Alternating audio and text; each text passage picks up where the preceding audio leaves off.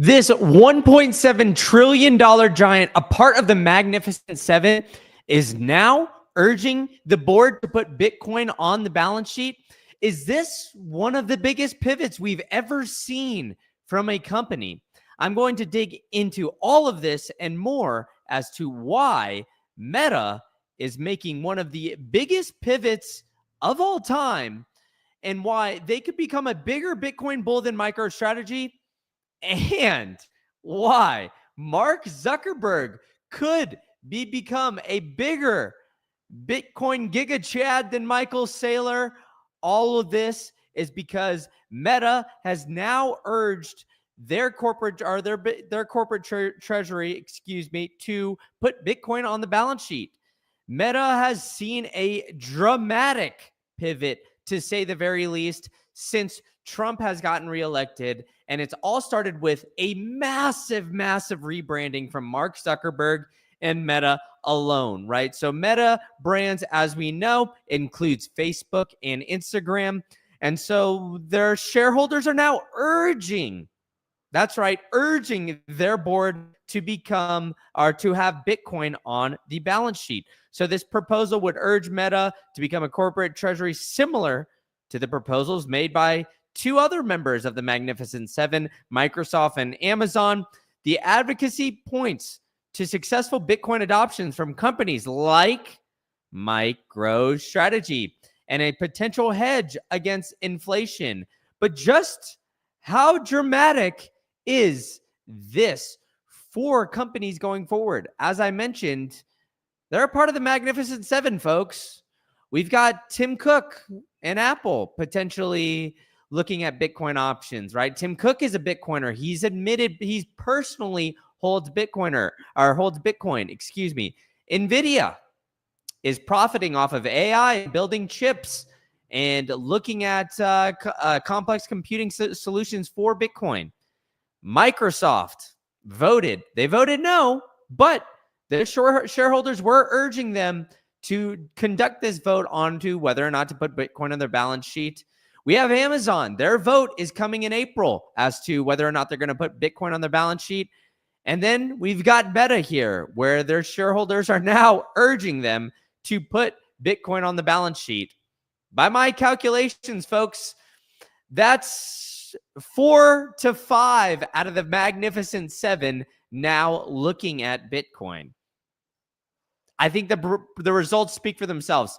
4 to 5 out of the 7 now looking at putting Bitcoin on the balance sheet. But let's not be fooled here, folks. As a friend of the program, Whitney Webb, has come out and said, if you fall for the Mark Zuckerberg rebrand, you could potentially fall for anybody's rebrand at this point. Now, what has Mark Zuckerberg's rebrand really entailed? Because a lot of things have changed since President Trump has gotten elected. And even when the rumblings of President Trump potentially winning the election has come about, right? So since that time, we've had a few different things. We've gotten, look at this. So they even said that his rebrand is going to have other major tech rivals to match. Well, what has Zuckerberg's rebrand really been all about? Well, let's start off with a few different things. Zuckerberg has potentially looked at the differences or has potentially looked at what has all this Bitcoin renaissance, So Mark Zuckerberg, he's turned to Dana White to secure the MAGA's favor, right? So who is Dana White in this situation? Who does Dana White represent when it comes to President Trump and everything along those lines? If you don't know who Dana White is, he is the founder of the UFC and friends with Donald Trump dating back to pre-president days, till early 2000s. Donald Trump hosted one of the first UFC events at a Trump property in New Jersey. So Dana White and Donald Trump have gone way back. Dana White also very outspoken when it came to the whole Bud Light incident that happened earlier this year. Now is a spokesperson for Bud Light and has been a very big free speech advocate and freedom advocate. The UFC is also one of their main sponsors is crypto.com. So the UFC has been integrated in with the Bitcoin and crypto space for some time. And now they're looking at the potential of, or Dana White's coming onto the board to look at the potential of joining Zuckerberg and kind of going back on his censorship that Facebook faced earlier. I know we're here on YouTube, so I'm not going to dive too much into everything that Zuckerberg censored here, but you could see it in this headline here, folks. He openly admitted previously that Meta was censoring a lot of this content put out early 2020. Now, with that, right? Why this full rebrand? Why is Mark Zuckerberg really going, head first into this rebrand? Well, one, he sees the demand, right? He previously had the Libra token. So the Libra token was Facebook's idea of trying to create a circular economy within Facebook. You buy and sell goods on Facebook Marketplace utilizing the Libra token. It failed drastically. It didn't even get off the ground, really. But Zuckerberg has always had some sort of interest into Bitcoin in the cryptocurrency space. Like I said, tried to create the Libra token, but he's got two goats at home, one of which is named Bitcoin. And so I think it's always interesting that Zuckerberg has let his personality at least attempt to shine through, or try to shine through here recently, where he's got the sweet baby rays and other things that he's been bringing up. But in the meantime, these Meta shareholders now want Bitcoin on the balance sheet. They suggest utilizing Meta's assets as a potentially treasury assets. The proposal cited $72 billion in cash reserves as vulnerable to inflation. That's a lot of Skrilla Manila there, folks. That's a lot of cash just sitting on the sidelines that is guaranteed to lose at least 2% year over year if the Fed does what it projects, right? I mean, if you look at the data, what we've got sitting here, CPI has been reported higher than 2% every single month for the past year and a half. And if you look at Govflation, one of my favorite websites, I'll actually even pull that up here. The recent CPI print is sitting at 10.3% if you look at how it was calculated previously from 1982. So as this is pulling up here, you can see that in September, it's 10.21 here reported based on the way that CPI was calculated in 1982, where now the new basket of goods is showing that it's reported at 2.4%. Oops, I'm not even showing this, so excuse me. The CPI here is at 10.21%. Then that CPI was reported in September as 2.4. So the dramatic 8% difference that the U.S. government is reporting to you is obviously putting a Band-Aid on a drastic cut here, trying to hide that the average person is facing massive, massive, massive amounts of inflation. But on the flip side of things, folks, I think Zuckerberg is doing this rebranding because of pressure. He's seeing the waves go around, right? He's seeing everything change around him and the environment change around him, right? Before he thought the Biden campaign, he could maybe be in there a little bit, maybe manipulate a little bit. He would have to be a yes man for everything that they were really standing for.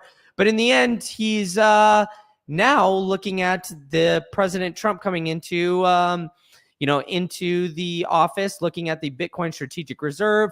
He's seeing MicroStrategy and Michael Saylor absolutely kick his tail.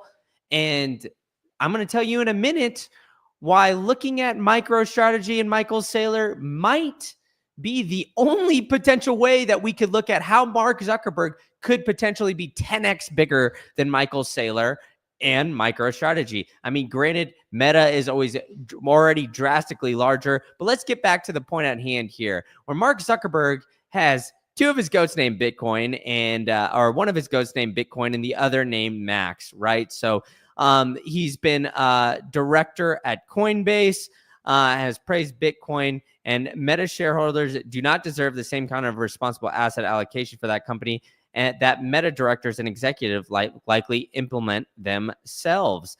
But it seems like on December 9th here that this policy that the FABSB now allowing for better accounting services for corporate treasuries to put Bitcoin on their balance sheet is extremely changed the game. I mean, I pointed it out at the beginning of the stream that 5 different companies are now looking at putting Bitcoin on their balance sheet, 5 out of the Magnificent 7, excuse me. And I think it's going to keep it going, right? And like, let's look at the chat and see what we've got going on here. As Judson has said, Bitcoin is in the first inning of the 9-inning game, y'all. Get off your fear and get in, or it will be the biggest mistake of your lifetime. I fully agree here, right? Because Meta is trying to change, right? And it's working, right? I mean, we have Zuckerberg and the potential of Meta starting a chain reaction here. And I think the chain reaction isn't just from Meta.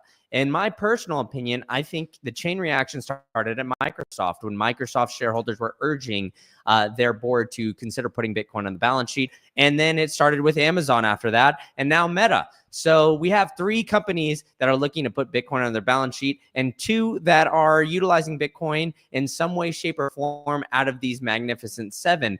So I think that it's going to continue. I think that corporate treasuries are now going to be looking at Bitcoin as the end all be all. But just how confident can we be in this Mark Zuckerberg rebrand? I think that it's more of a think tank that press that Meta joins the Bitcoin renaissance after lukewarm bids from Microsoft and Amazon. So this think tank cites that Bitcoin is up 124% in 2024. The rise as proof of better returns than any traditional asset. So I think that, a combination of things is going on here, folks. I think that not only are people looking at the success of MicroStrategy, they're looking at the success of Bitcoin. They're looking at President Trump coming in. They're looking at regulatory clarity coming now for accounting, for everything relying to corporate treasuries and everything along those lines. And on top of that, Meta now has a very, very large balance sheet of cash that has been steadily growing here. So you can see here that this, corporate treasury has been growing its cash assets year over year, especially last year, where it grew 185% in 20. More because they're talking about putting the coveted $72 billion worth of cash reserves. So we, from this number right here of 41 billion, we've almost doubled that in a year. Our Meta's almost doubled that in a year. So it's absolutely crazy to think that we could see Meta start to put that on the balance sheet, and it's all a part of this Meta MAGA pivot that they're making. Now, why is Mark Zuckerberg potentially going to be more influential than Michael Saylor when it comes to Bitcoin? Well, it's because for a giant corporation like Meta, Mark Zuckerberg has all the voting rights for Meta to make this decision if he wants to, folks. It's similar to how Michael Saylor set up MicroStrategy, where because of the voting rights, you now can potentially look at the, so Zuckerberg's embrace of Trump and Silicon Valley is now a whole new row. So Amazon is putting $40 million behind Melania's Trump documentary. There's a lot of different tech executives that are looking at, putting Bitcoin on the balance sheet. And Mark Zuckerberg's voting rights are extremely, extremely vital when it comes to the ability to put Bitcoin on the balance sheet. So let me do some quick searching here for you guys to pull up the exact voting rights for you, because Mark Zuckerberg, as of April in 21, according to this Barron article, has 61% of the voting rights. Now, that is absolutely massive. You can see that the 61% and 99 Class B shares, 99.7% of Class B shares is all owned through Mark Zuckerberg. So now that he has that power, he has the ability to potentially put Bitcoin on the balance sheet and become bigger than Michael Saylor, because with all this, right, we've seen Bitcoin absolutely skyrocket. We're up only 2% today, right? Banks were closed today. Banks were closed earlier this week because of Jimmy Carter, his passing. But Michael Saylor and MicroStrategy are up significantly when it comes to their Bitcoin holdings. Facebook has that opportunity to do that now, and it's all a part of this massive rebranding. Now, I still don't necessarily trust Mark Zuckerberg in everything that he's doing here, and I'm going to have my guard up when it comes to their corporate strategy and everything like that. I'm going to question a lot of things because he has pivoted a bunch lately, but maybe he's seen the light. Maybe he has, gotten to this place where he truly, truly believes about what the Bitcoin mission and ethos really is. But the one good thing that Mark Zuckerberg did was he really put his head down and focused on building Meta and building that program from the ground up.